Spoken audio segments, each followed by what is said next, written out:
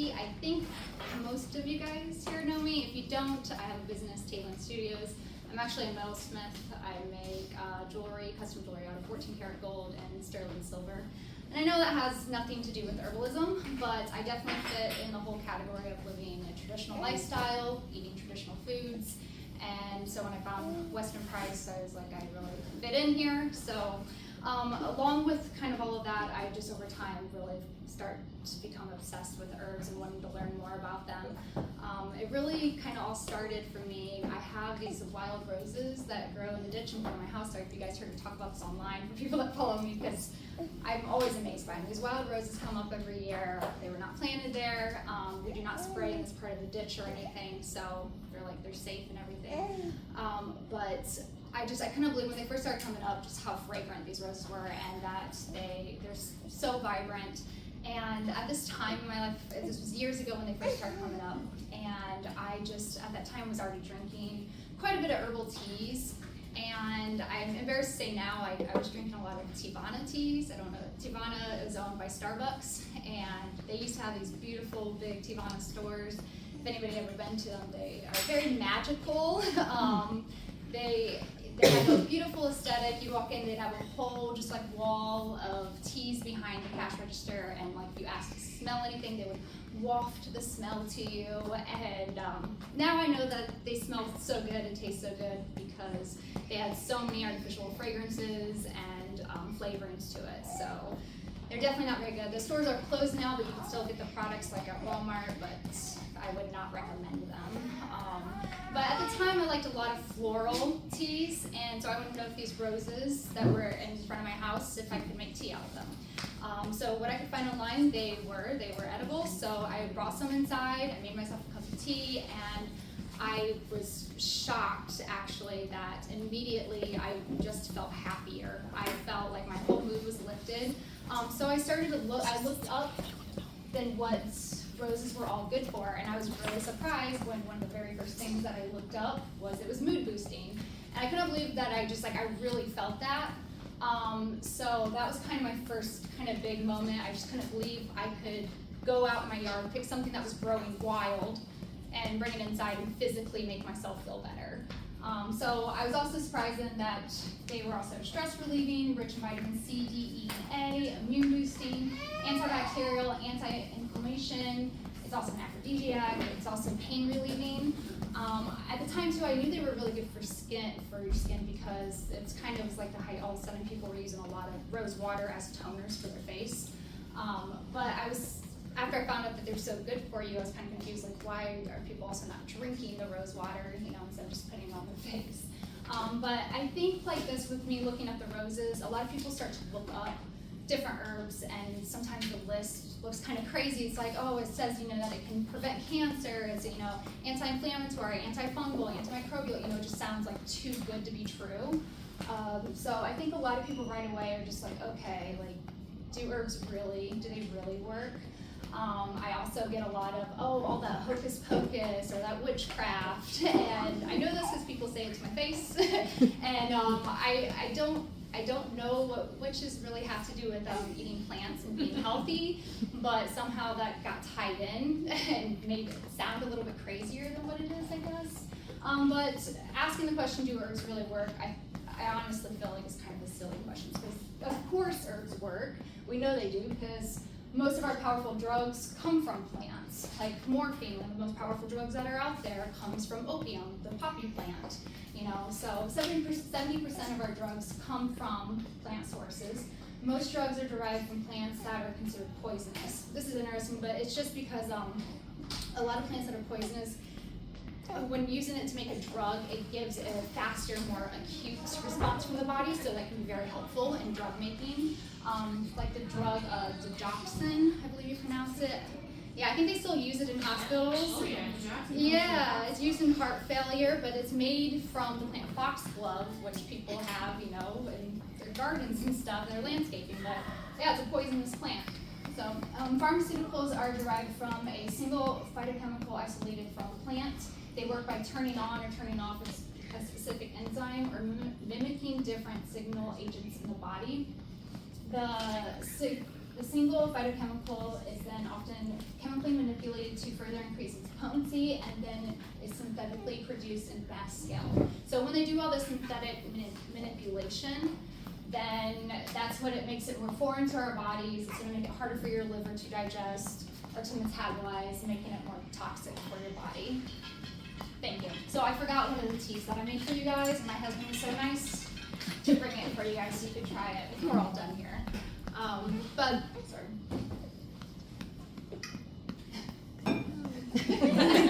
I told him he wasn't allowed to stay and watch. So the problem with taking one phytochemical then out of the plant instead of actually eating the plant and getting the whole spectrum of phytochemicals, when you're doing the whole spectrum and eating the whole plant, that's when you're actually going to get the benefits of protecting your cells and promote healing in the body. So people always want to compare drugs to herbs all the time, and they just don't work the same. So I really like this. It really kind of just divides it more and tells you that they work differently. So pharmaceuticals do something, Pharmaceuticals do something specific to your body, and herbs work with your body to help your body function better on its own. I think that's a really great way to kind of look at it. But in a perfect world, we really do need both. I think, when people think, I really like herbs and traditional medicine, they think that I'm super anti-pharmaceutical drugs, and I'm not. They obviously save a lot of lives, but do I think that they're being really overprescribed? Yes. And I think people really need to focus more on prevention and, staying healthy first so they don't have to go to the hospital to rely on those drugs. So there's no drug that can quickly bring elevated blood pressure under control. So in this case, an antihypertensive medication would probably be your answer. However, drugs have very little capacity to restore the cardiovascular system back to normal. So a great example is hawthorn. It can actually restore the integrity of the blood vessels.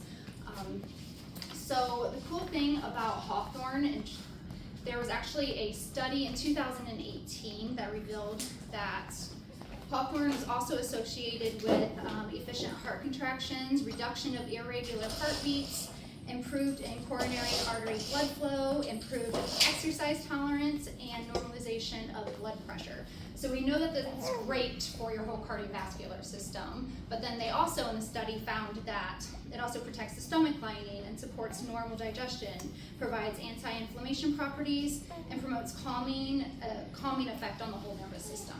So I love this about herbs because taking pharmaceuticals, obviously a lot of times there's a lot of very negative side effects. And then often it goes down like you take more drugs to cover up those side effects and you end up you're on a whole bunch of medications.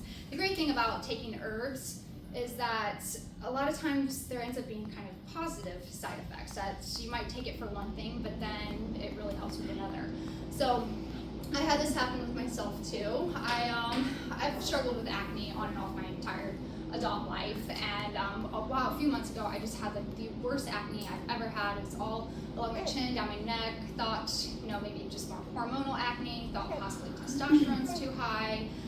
So when I looked up what can lower testosterone, mint was one of them that came up, and I have ridiculous amounts of mint in my garden. So I started drinking 2 cups of mint tea a day.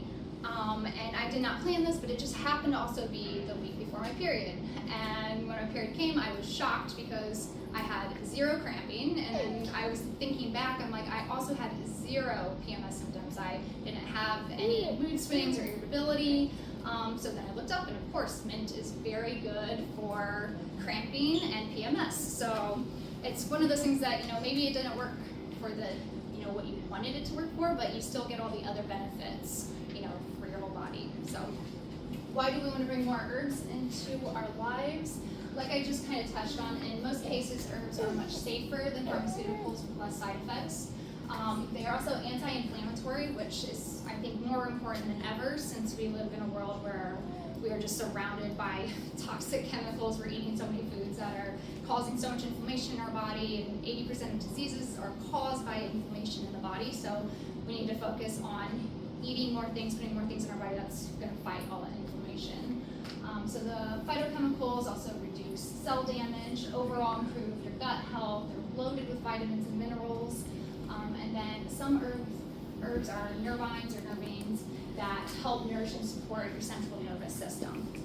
So I also have a little story with this, which I really, really like. So a lot of times, you know, we live in a very hectic world where we're overstimulated all the time. So we have screens in front of our face, we're very, very busy. We're kind of almost in this like fight or flight kind of life all the time. So a lot of people don't realize that if your nervous system never gets a break and you're always overwhelmed, you're gonna feel really tired. So a lot of times when people are really tired, especially Americans, the first thing they go for is caffeine, another coffee, another stimulant, which is making the problem worse. You know, you're just overloading your nervous system all the time. So what you might really need is something like a nervine. It's a tea that's really going to help bring down your nervous system, really calm you down, and you might actually get some energy from that. And I've had this happen before I even really knew this.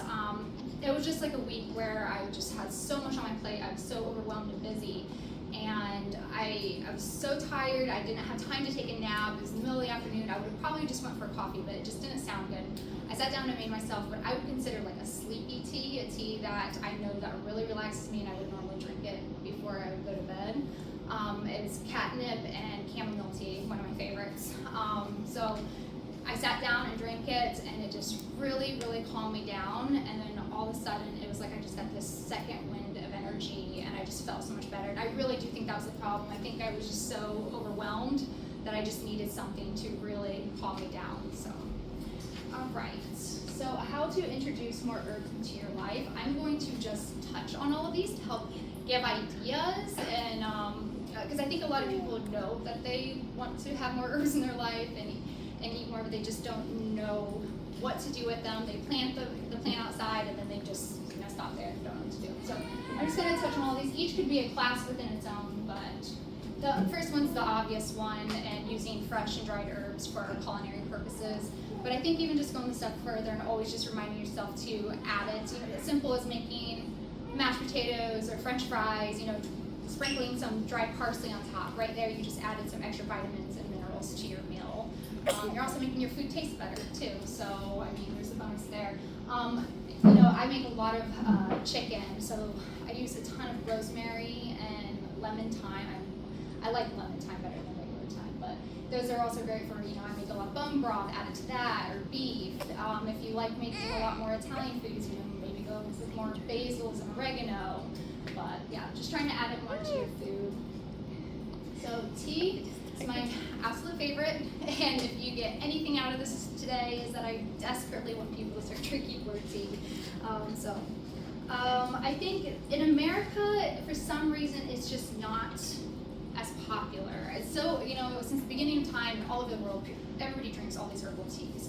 But then in the US, for some reason, if you ask somebody if they like tea, they immediately think you're just talking about green or black Lipton tea. They don't even think that you could possibly be talking about an herbal tea. So I really personally like it because I think it's the fastest and easiest way to see how your body might react to an herb, or how it affects you, how you feel when you eat that herb. So I really recommend, if you're, you know, if you really are looking to use herbs to, you know, better your own health, to make, if you're introducing like a new herb, just make a cup of tea with that one herb. And really sit down, don't do anything else, sit down and see how it really makes you feel.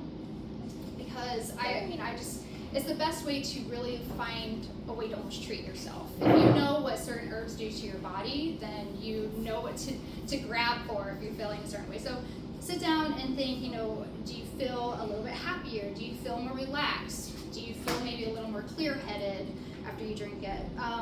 Did you just eat? Does your stomach now feel a little bit more settled? Do you have to go to the bathroom right after? Do you have to pee right after? A lot of herbs are like really amazing diuretics that really flush out your kidneys. So, you know, take notice if you have to go to the restroom right away.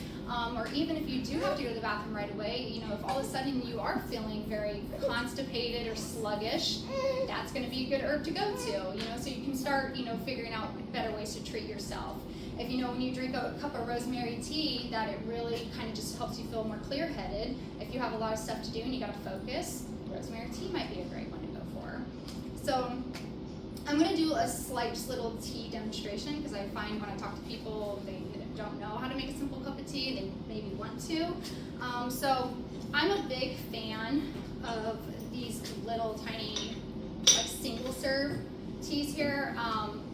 And I forgot, I was gonna pour some of this in here for me when I first started, so I have some ready for me now. But anyway, this is actually a one from T2C. I was sponsored by them. They sent me 2 different sets. I love these because they also come with like travel cases. They also come with little cups, so you can also, so you can also share with other people.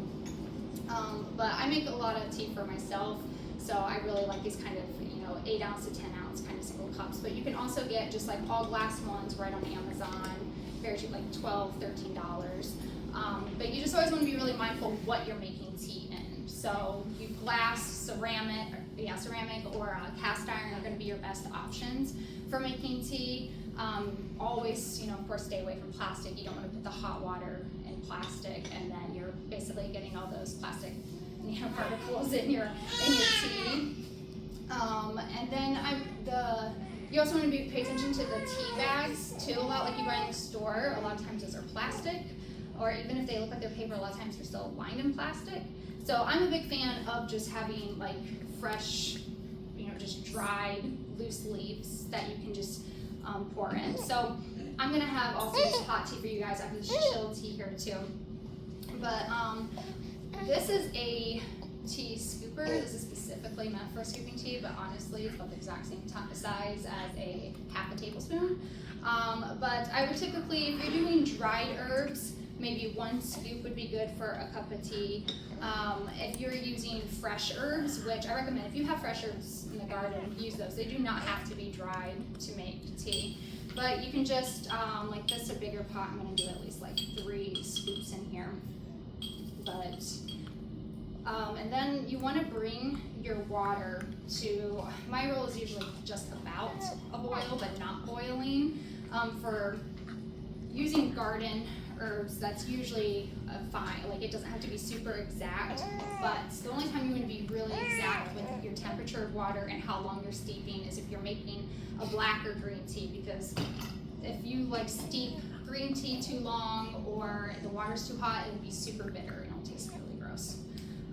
But usually it's pretty forgiving temperature-wise with your like garden herbs. The only ones you're going to be a little bit more careful with would be like rose petals. So think if it's really a delicate herb, you might want to be a little bit, more careful to make sure your water's not too hot.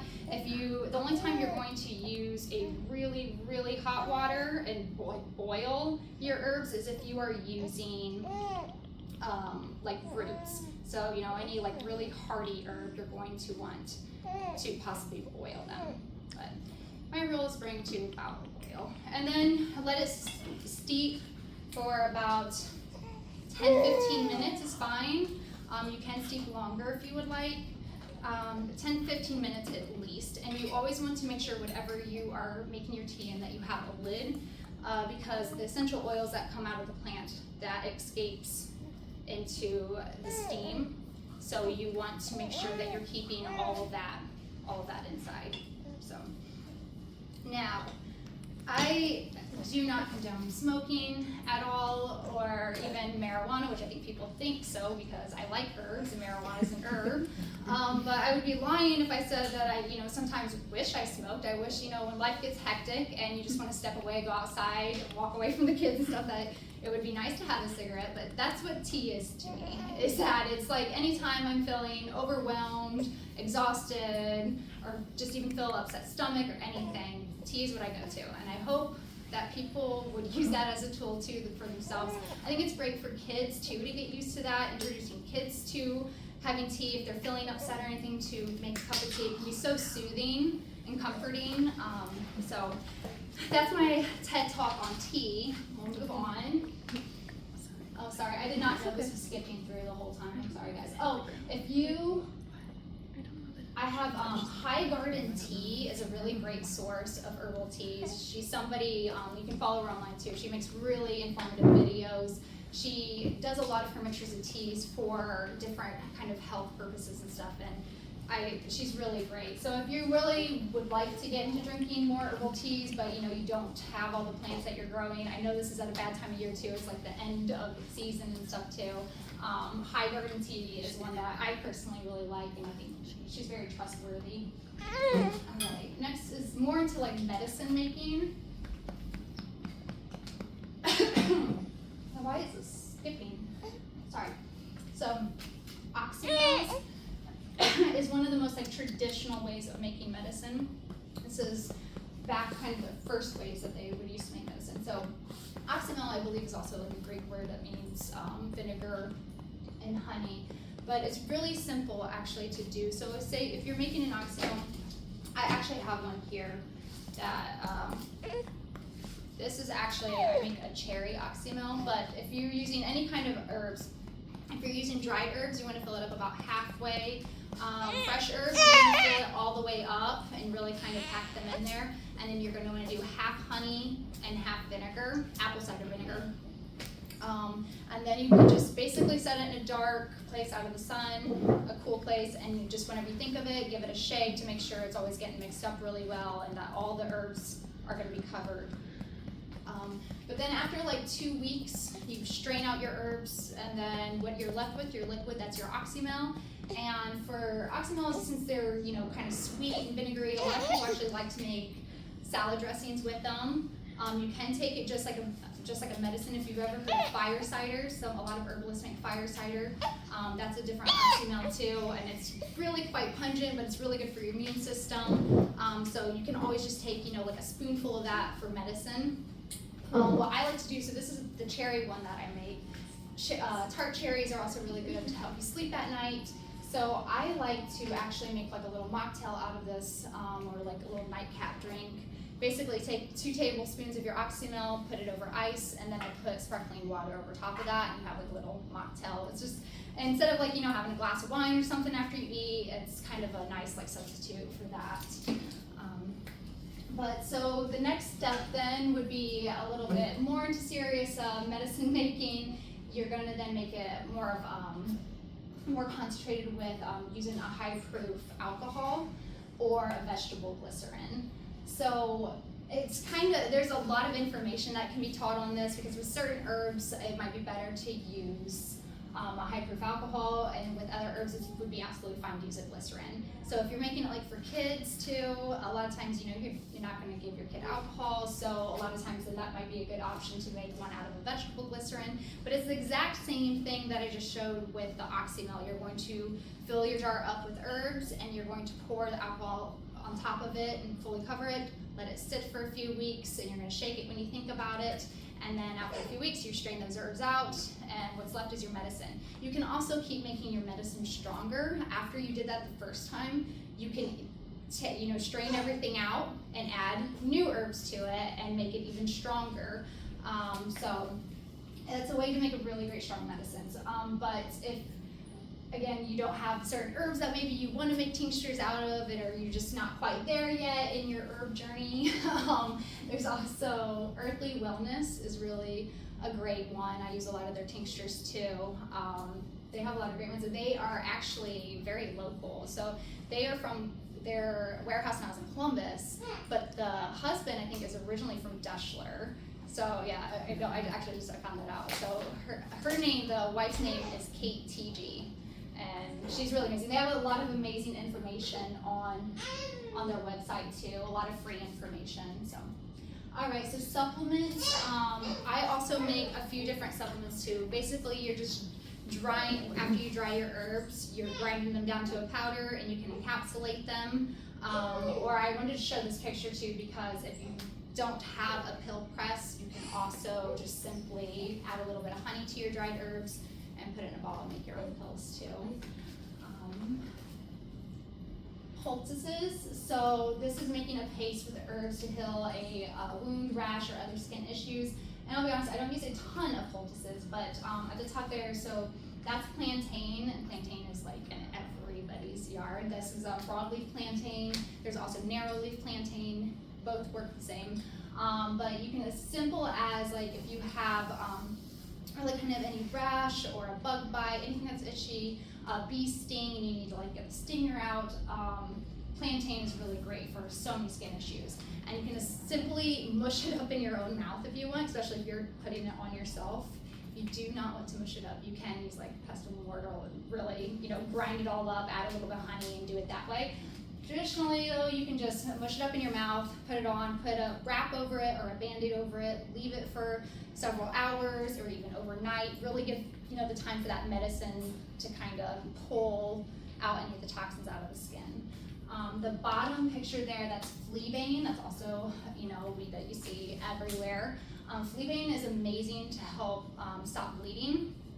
I have only tested this once and it worked amazing, but I plan to test it out some other times too. But that same thing, mush it up in your mouth and you can put it directly on. That one I will say is a little weird to mush up because it's kind of it's like fringy. Oh gosh, sorry guys. I don't know why I keep going like that, but it's a really kind of fringy flower. It's almost like putting cotton in your mouth. But I had a cut right here in between my finger and my thumb, so it was a weird place to put a Band-Aid. It kept like popping open, would not stop bleeding. So I went and mushed them up in my mouth. I put it on and immediately stopped bleeding and almost worked as like liquid Band-Aid, where it it just kind of like sealed it up. So I mean, it worked when I tested it out. But this next one, is very graphic. This is actually a relative of mine. This is her son. I got a 2nd-degree muffler burn. So the first one is 48 hours of treatment with Silvadene, which is basically like an antibiotic ointment that a doctor would recommend to put on it. And then so they tried it. After that, they did after 36 hours. This was with natural ointment, B&W, and covered it with burdock leaf. So B&W is it's a very healthy ointment. It's got like honey, olive oil, and a bunch of different herbs in it. And burdock is a very kind of common weed. But Anita, I know you said one time too, you healed somebody had an infection on their leg. Do you remember what you used for your poultice? So it was charcoal. Oh, it was? It was just charcoal then? No, we mixed some other things. This was 20 years ago. I don't Really? know what was all in it. I just remember I'm sure the plantain was in there whenever we could find that would draw out. But she had a big infection. Probably should have been on an antibiotic, but she could too. That's awesome. This last one is once you get a little bit more advanced and you can do all your ointments, creams, and lotions too. I don't do a ton of this. I do make my own calendula ointment, which I use every single day. But it's basically just calendula infused olive oil, and then I add a little bit of beeswax to it and makes like an ointment. And I mean, this is my face moisturizer. I use it everywhere, and it lasts a very long time. Okay, this next section then is the eat more weeds. So I just pulled a few of them that people see all the time, and I just want people to realize that these weeds are very useful and they're good for us. So the first one, dandelions, of course, are absolutely everywhere, and people are constantly trying to kill them, but they are one of the most medicinal plants. They are super useful. So they're really good at detoxing, good for digestion and managing blood pressure. I always think there's a meme that I used to see where it was somebody spraying a dandelion, and it said down by the dandelion it says helps prevent cancer, and the person spraying it says causes cancer, and just like how backwards it all is. But so the second one is lamb's quarter. I have tons of this in my yard and garden this year. Lamb's quarter is loaded with vitamins and minerals. It's very mild, so it's something that's easy to kind of throw in extra in a salad or throw in a smoothie. The third one is frustrating to me. It's common nettles, and it's supposed to be really common, and I can't find it anywhere. So if anybody finds common nettles, let me know, because it's one of like herbalists' favorites. They talk about it all the time. Or stinging nettles. It's also called stinging nettles. It's good for a lot of things. So painful muscles, joints, eczema, arthritis, gout, balancing your hormones, anemia.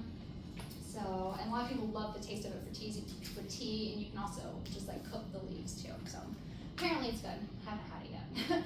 So mullein is the one on the bottom here. Mullein actually flowers every other year, so I don't know if you guys know, it was everywhere last year, around here, everywhere. This year I haven't been seeing very much of it. A lot of herbalists love it because they call it nature's mucinex, so it's really good at getting rid of any mucus. It's one that a lot of people like to make tinctures out of, and as soon as like allergy season hits and stuff, to use the tincture. But yeah, good for any kind of chest colds too, or those spastic coughs that you can't get rid of. Chickweed, the next one there, that's everywhere also. It's good for skin conditions, digestion, helps with mucus, good for kidney and liver disorders. And then I have plantain on here again, because it is really good for your skin, but it's also really good internally also. Good for digestion, heart health, immune boosting, and brain and nerve health also.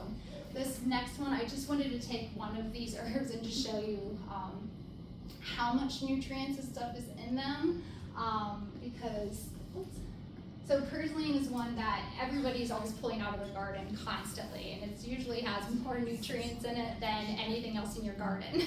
So, yes, so much Because it purslane. doesn't stick up, so you can't really see it without you. Yeah. So it has more vitamin A than any other leafy green in the world. It has the highest record level of omega-3 fatty acids than any other land-based plant. Also has B complex vitamins, and your 17% of your magnesium, 15% manganese, 14% potassium, 11% iron, 7% calcium, 7 times the beta carotene of carrots, and 6 times more vitamin E than spinach. So eat it. How do you eat it? So this one is actually very mild, and actually has a tiny bit of lemon taste to it. So it's very easy to throw into a salad and not notice it much at all, or throw it in a smoothie. Can you make a tea out of it? I don't know if it would taste very well as a tea.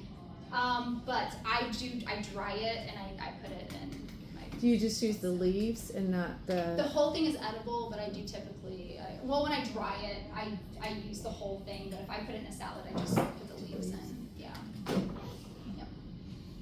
So this is just a list of some of my go-to teas, the easiest ones that, herbs that are very easy to get your hands on. The very first one is actually the one that I made for you guys too, this hot one here. Rosemary, oregano, and mint. So I call this it's my blue zone tea. I don't know if any of you guys know what blue zones are. I'm obsessed with blue zones where it's different parts of the world where a lot of scientists study them. It's where people live, a lot of them live to over 100, and they live very healthy lives. There's no, dementia, Alzheimer's, they can all walk around just fine. They live very healthy all the way up to the very end. So in Sardinia, Italy, that's a tea that they drink a lot out of their gardens. Every morning they really like to drink that tea instead of, having a coffee. So when I first heard that, I was like, that sounds disgusting, because rosemary and oregano, usually used for culinary purposes, and it doesn't sound like a very good tea. But I was shocked when I drank it. It's one of my absolute favorites. I really like the taste of it, and I really feel like it's a well-balanced tea, because rosemary is so good for your brain, oregano so good for your immune system. Actually, good for a lot of things. But then mint is really good for your digestive system. So you're kind of just like hitting everything. It's a nice, well-rounded tea. So the second one there is my happy tea, rose and mint, and that's actually this cold tea that I made for you guys too today. This is just rose, mint, honey, and lemon. It is naturally this color. Once you add the acidity of the lemon, it turns your roses this color, or the rose water this color, which is amazing. But this is one, a lot of times, if I really want to make tea for somebody and I want people to like it, I like to add some honey and lemon, and then usually people are happy, because people are so used to having everything so sweet and more flavorful. I personally, I like my tea just plain. I don't always add honey and stuff to it. I really like to be able to taste the herbs. But for immune boost, if I'm ever feeling a little under the weather, I go to echinacea. I dry the whole flower. It's purple cone flower, very common. But I just take like the whole flower, and they look like spiders, but I'll make just like a cup of tea out of just like one flower at a time, usually. For upset stomach, lemongrass and mint, or ginger and lemon. For sick kids, I don't always like mix these all together, but I'll just go to maybe 2 of them or something. Chamomile, lemon balm, mint, and catnip. Usually, especially those first 3, usually kids really like the flavor of those 2, the chamomile, lemon balm, and mint. To feel relaxed, I like lavender and lemon balm. To like if I really need to just calm down, chamomile and catnip is my favorite. And then period discomfort, PMS, raspberry leaf, and mint. So making herbs a part of your everyday life is one of the easiest and also one of the most powerful things you can do to protect your health as you age. This is by Bill Rawls, and these are just my simple 3 book recommendations. So if you were just getting it, like want to start getting into herbalism, this is by Rosemary Gladstar. A lot of herbalists really recommend this as kind of like the first to go to. Because she really takes kind of the ones that people use the most, and she gives you recipes, she shows you how to grow them, and how to harvest them. So there's just so much information in this book. It's a really good one. The Cellular Wellness Solution, this by Bill Rawls. And if anybody's dealing with any kind of serious illness, autoimmune disease, cancer, this book is really amazing. So most of the books I read are by herbalists, but his is extra interesting because he was a conventional doctor, and then when he got really sick and he knew that if he treated himself like he treated all his patients, he wasn't going to get better. He would just stay in the medical system and have to keep taking more and more medicine. And he healed himself with herbs, and it's really an academic book, but it's super easy to read. Mom read it too. She loved it. Very good. It's a very good book. He's just a little anti-meat, and I'm not okay with that, but other than that, a lot of really great information. And then Encyclopedia of Herbal Medicine. This is an Easton Press version, so it's like gilded and gold and real fancy. This was a gift, but you can get just the regular version on Amazon. But this is really great for just looking up herbs and immediately finding what they're good for. And then the whole back, it has a list of like all different illnesses and different remedies for those illnesses. So I think the only other thing I had, so I have a few things at the end if anybody's interested on buying it. I have extra pills here. So this first one here is anti-inflammation. I take these every day. My husband does. So does my parents. I make them for them too. But it's just turmeric. This is the only one that I don't. Everything else I grow and make myself or whatever, but I do not grow turmeric, ginger, or moringa, and that's what's in this, and black pepper. But yeah, really good for just helping with the inflammation in the body. This one is just immune boost. It's just cayenne pepper. I grow this one, and it's really good for anything cardiovascular too. It's really good for getting blood flowing also. Or like if you're traveling, it's a good thing to take with you to really kind of help you from getting sick. This last one, the pills, I'm most excited about this. I just started making this one and started taking this. So this one is I call my super weeds, just loaded with vitamins and minerals. So I did purslane, dandelion, plantain, and lamb's quarter.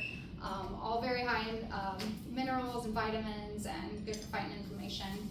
And then I just have 2 different teas which you're going to test out. So this is the happy tea, that's just the wild rose and mint.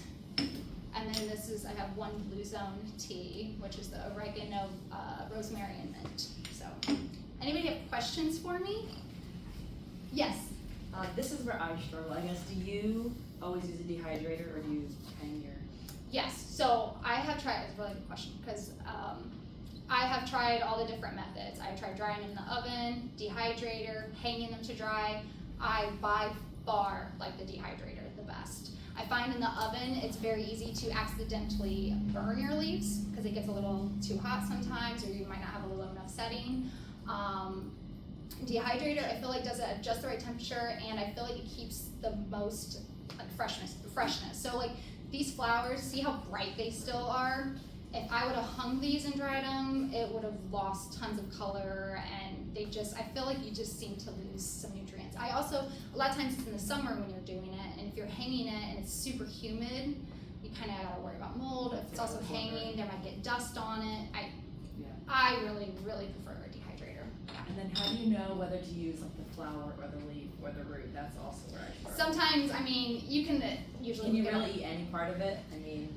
Well, like for roses, you just want to do the petals and stuff. But I mean, there are some that I will still look up that I don't know for sure. But yeah, it really depends on the plant. Sometimes you'll be surprised though when you look something up that it's usually like the whole plant will be edible. But did you have a question? That tart cherry medicinal Yes. one you made. I feel like I heard someone doing that with like garlic cloves. Is that like Yes. also okay? Yeah, I mean, I'm not sure if that's considered oxymel too. I think a lot of times people just do that with honey. Okay. They just let it like ferment in honey, and then yeah, anytime you're trying to feel sick, you can just eat like a whole clove. Oh, So wow. yeah, or people actually I think they'll just eat them because they just taste really good Yeah. too. So yeah. Anybody else? Yes. Did you say your tinctures were 2 weeks? No. It kind of Oxymels. yes. It kind of depends too sometimes, but especially like if you look at the leaves and you can tell that all the color's gone from them too. If you're doing like a tincture, a lot of times you can kind of tell. But I do at least 2 weeks usually. Yeah. And oxymels were 2 weeks? This one I did. This one's even over that, but there's sometimes they even just say like a week's fine, but I usually still do a little longer. But sorry. So for the blue zone tea, is that like equal parts of those? Or I do. Well, I shouldn't say that because oregano I find pretty strong, so I usually have a little bit less oregano. But yeah, usually equal parts of the mint and the rosemary. Will you be willing to share this PDF? Yes, I can do that. I mean, hopefully it makes sense for anybody that looks at it because I don't Well, talk most I of think it. it's helpful to have like the list of teas and Yeah. everything. If you guys signed up on the sign up sheet, we will send like an email out summarizing, and then my notes are not, they're scattered, but we'll send them, and then we'll send a PDF of this too. Anybody else? I think actually when you make those tinctures, though, like the tart stuff, does it like expire or like did Okay, it yeah, refrigerate sorry, I or- should say, so if you make an oxymel, after you strain everything out, an oxymel actually has to This is stay in the for? fridge. If you are making a Just tincture so they with know who all alcohol, came. that's usually, yeah, shelf stable for quite a long time. Glycerin, I would still try to use If you it don't as want a them to start tincture, sending you so, emails, maybe yeah. don't. But it doesn't have If to you be put your refrigerated, email glycerin, address just on here, oxymel. you'll start getting How long would you emails. say like you usually try to use it up by? I would say ours gets used up still within probably 3 months or so. Yeah. What you putting yours down? Yeah, because I'm a member or whatever. Yes. As far as like just going around like picking weeds to use for this stuff, like I guess how do you know what to trust? Because like you said, everything around here is sprayed. Like my husband goes around our yard and sprays all the time. Like, We don't spray our yard at all, Okay. and I use nothing in my yard. I don't So you use, put your cell phone down. before the first spray. That's what I What? pick before the first spray. Yeah. They all come out and pick. Okay, so Yeah. like And I So never that pick is spray. anything Okay, along the I don't know road or where anything to like put that. Tell them how your kids go out and pick their stuff for their own teas. I think that is just so cute. They pick their Yeah, own well, my stuff. kids will now too. They know a lot of the different herbs themselves, so they'll go out and they'll pick what they want to make their own teas and stuff. And honestly, I think they love it, and I think it's a great thing for kids. It upsets me that it's just not like part of normal life for everyone. So like say you did spray your yard, you Yes. probably don't wanna like use it recently, like do you wanna wait like a while? Like I guess how do you know? yeah. I'm very picky. So, I mean, they found glyphosate in the ground 15 years later. So, like if it's been sprayed, which I am getting really worried because at this point, like we have a ton of dandelions that come up every spring now, and it's to the point where I feel like it's really embarrassing. My husband's like, we need to spray this yard. But I use them all, like, My dad does too, like he has like a ton of acres And- and it's his yard and he just lets it all grow, so. but I think you'd be amazed too when you don't spray anything, what comes up. Like I would have never tried catnip if like all of a sudden it just started growing. I grew it in my garden last year. Yeah, but like I didn't even plant it, and it just started coming up in an area like around our like, propane tanks where nobody touches, and I love it, catnip. It's one of my favorites and stuff. But like I think you'd be surprised what comes up, and you can try, and yeah, it's fun though. Cause I really wanted to tell you guys this, and I forgot. I think a lot of people don't realize that on your phone, if you go on open Google, and there's the little, like if you want to speak into it, but then there's also the little camera. If you press the camera, and you can take a picture of any herb, anything while you're walking, and it will tell you what it is. Used to you had to have a fancy app for that and you had to pay for it and everything, and you can do it right on Google, and it's extremely useful. So You can do that on your iPhones too, like you take a picture and then you swipe up. And then it literally says look to, and like this is gold. really, So, yeah. just in your Just camera. in your photo album, yeah. Really? So I do that all the time. I'm on a walk and I'll like snap a picture and I'll be like, oh, okay. Oh, is that one of the newer versions or something? Like my husband has a That's a good iPhone question. stuff. I'll have to ask my husband if he has it. Huh.